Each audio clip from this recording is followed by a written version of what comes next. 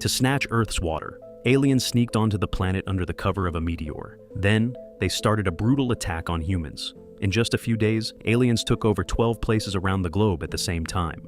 The guy's name is Mike. He had just filed his retirement papers when the military called him back urgently.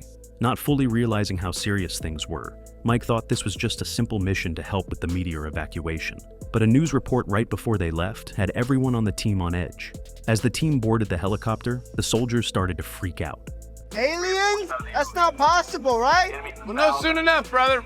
But once the chopper reached the battlefield, everyone was blown away by what they saw. Before they could even catch their breath, the helicopter came under attack. Somehow, though, they made it down safely. As soon as they touched down, Mike's squad got their orders. With alien numbers spiking, the military decided to evacuate civilians from Santa Monica immediately. Since the aliens only had infantry, the plan was to use air superiority to wipe them out in one sweep. The defensive line had already been set up along Lincoln Avenue, not far from the coastline. 3 hours from now, they'd carpet bomb the alien-occupied zones. Meanwhile, the squad had to rescue the civilians trapped in the police station within that tight window. Without a second thought, they raced toward the streets near the station. Smoke was thick all around, and everyone was carefully scanning every corner. Suddenly, strange noises came from the street ahead, and the squad went into combat mode, but thankfully it was just a dog passing by. Just as they let their guard down, aliens hidden on a nearby rooftop spotted them. In an instant, the squad was surrounded. Under the aliens' brutal assault, they barely had a chance to fight back. Suddenly, one team member went down, hit by a bullet. Lieutenant Martin made a split-second decision to take the rest of the squad through a side alley, trying to escape the danger. But that move unexpectedly led them straight into a trap set by the aliens. Casualties mounted, and in the critical moment, Mike stepped up. He smashed through a wooden door, leading everyone into a nearby house, buying them temporary safety. Once the room was secure, the team moved the wounded inside for urgent treatment. Thick fog rolled in outside, and everyone hiding inside had no clear view of what was going on out there. The aliens that suddenly appeared outside sent the whole group into panic. Meanwhile, Martin, the squad leader, felt a wave of guilt, but he quickly pulled himself together. But trouble kept coming. Mike noticed one of the soldiers had gotten separated from the squad. He quickly got on the radio and contacted him, then led part of the team out to search. Meanwhile, the lone soldier, nicknamed the Assassin, was drawn toward a noise in the yard. As he crossed an abandoned courtyard, an alien suddenly emerged from the pool and attacked him. At a critical moment, the soldier's backpack absorbed a lethal blow. That only made him furious. He charged the pool, firing multiple shots at the alien. Mike, hearing the gunfire, immediately rushed to support him, but the alien's skin was incredibly tough, and even repeated shooting didn't take it down. To finally stop it, the soldier decisively tossed a grenade into the pool. With the immediate threat out of the way, Mike's squad decided to push forward toward the police station. But as they crossed the street, the aliens struck again. With no way to pinpoint their location, the team had to duck into a nearby building. Just then, another search squad appeared at the street corner outside. When the two squads met, Mike learned from them that the other team had also been ambushed by aliens, and only a few had survived. Among them was an Air Force soldier named Irina, and worse, she was the only one from her team still alive. At that moment, the radio operator told Mike that the rescue team would reach the station in 25 minutes, meaning they had to move immediately. Luckily, this leg of the mission went without alien interference. The squad made it to the police station and found 5 civilians trapped inside. Soon, a rescue chopper arrived outside, but it could only carry 4 at a time, so the team decided to get the wounded back to base first. Just as everyone was basking in the relief of nearly making it out, suddenly, an alien ship appeared in the distance, smashing their plans. The rest had no choice but to head back to the station with the wounded. But just as everyone was waiting for another rescue helicopter, bad news hit. The military had lost complete air superiority. That meant no more choppers were coming to help. Mike and his team would have to get the civilians out of the danger zone themselves. To speed up the evacuation, Mike tracked down Martin, hiding in the shadows. Martin was a freshly graduated officer, never having seen real combat. Watching his team members fall one by one to the aliens had pushed him to the brink of despair. With Mike's encouragement, Martin finally came up with a new plan. He immediately sent 2 squad members to the rooftop to scout the enemy and figure out the best evacuation route. As they kept watch, they spotted rooftops nearby, crawling with aliens, clearly preparing to concentrate their attack. Meanwhile, Mike and the others found a severely wounded alien inside a crashed alien ship. Stranger still, the alien's body seemed fused with the weapon it held. As they studied it, the alien twitched. One soldier quickly aimed his pistol at its head and fired. To everyone's shock, the alien was completely unharmed. Determined to find a weakness, Mike grabbed the alien and dragged it inside, preparing to study it further. On the rooftop, soldiers spotted a bus not far away. Martin immediately sent a soldier to check if it could start. Meanwhile, a group of aliens was quietly closing in on the police station. Luckily, the lookout outside spotted them in time and reported back to Mike inside. Mike reacted instantly. He left a medic to keep an eye on the aliens and ordered everyone else to evacuate the civilians from the station as fast as possible. Just in the nick of time, the soldier drove the bus up to the station. But the aliens outside had already slipped inside the building. The war was about to erupt. Working together with the medic, Mike finally found the alien's fatal weakness, a heart-like organ on its right chest.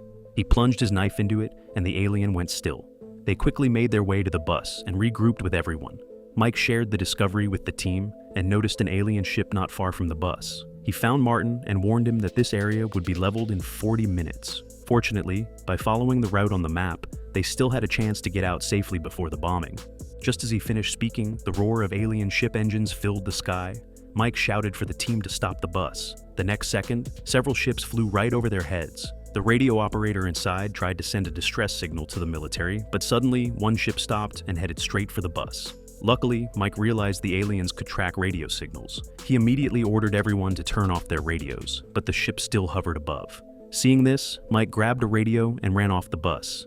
He quickly made it to a nearby gas station, tied the radio down near a fuel tank, and waited. Sure enough, the ship zipped toward the station the next second. Taking advantage of the moment, Mike hurled a grenade at it.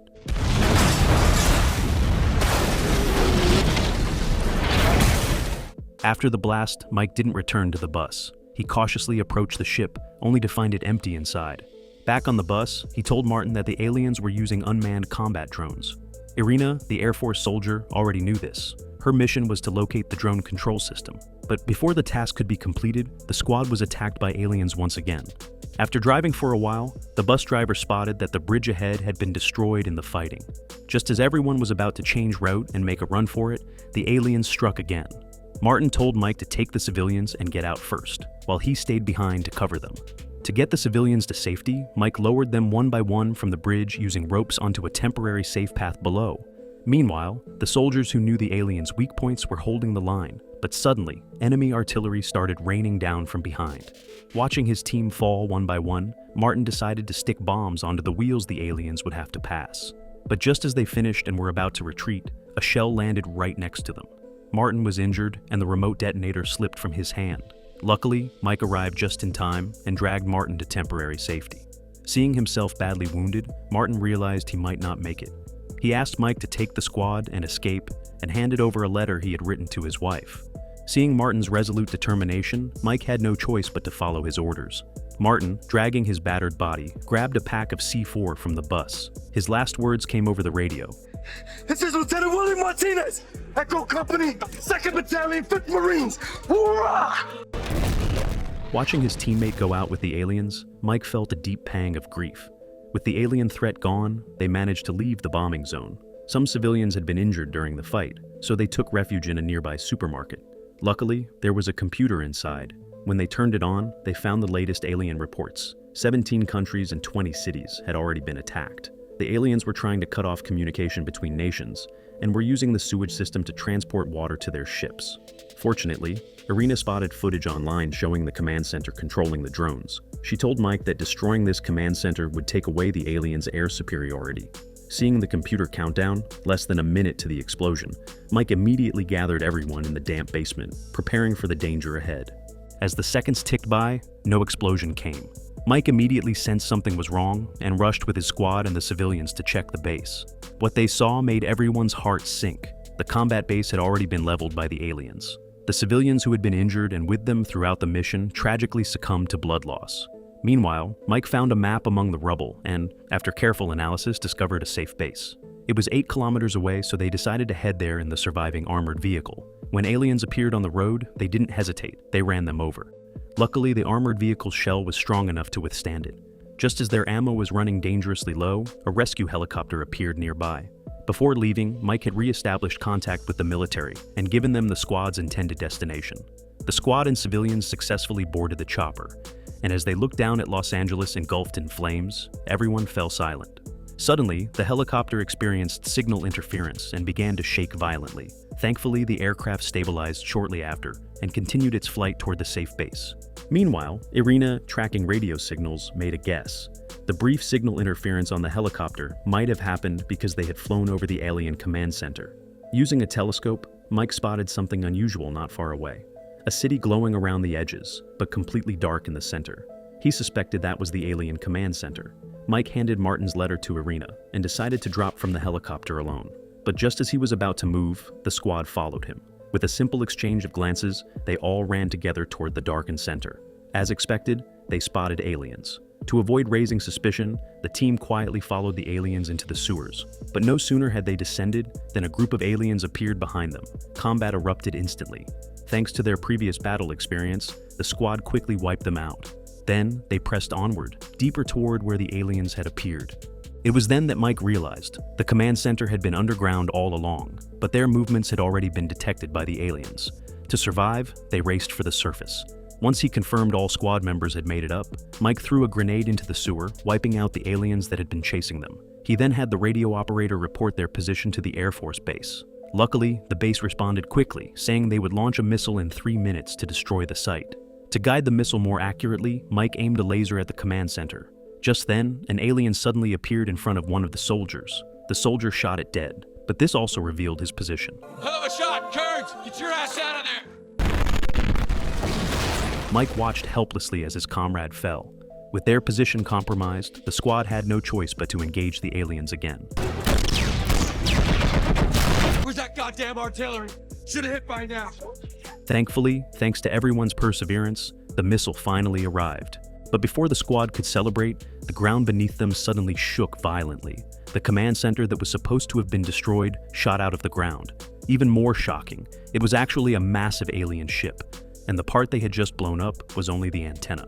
As the ship soared into the sky, it deployed drones that followed closely, planning to hide the ship somewhere. Mike quickly aimed the laser at the ship, but a drone intercepted the incoming missile. Santa! Take out that drone! Then, Irina lifted the explosive canister she had carried. With a massive explosion, the control center began to fall. At the same time, the drones went haywire and crashed. The remaining attacking aliens, seeing the ship plummet, retreated. Mike and his squad had finally won the war. The sky gradually returned to calm as Mike and his squad brought the surviving civilians back to the temporary combat base. The base was simple, but at least it had water, food, and space to reorganize their gear. The soldiers silently checked their weapons, reloaded their bullets. Everyone was exhausted, yet their eyes still burned with determination. As the whirring of helicopter blades filled the air, the squad took off once again. They dove back into the battlefield without hesitation, unsure if they would make it back alive, but their faith and resolve drove them forward, fearless in the face of danger.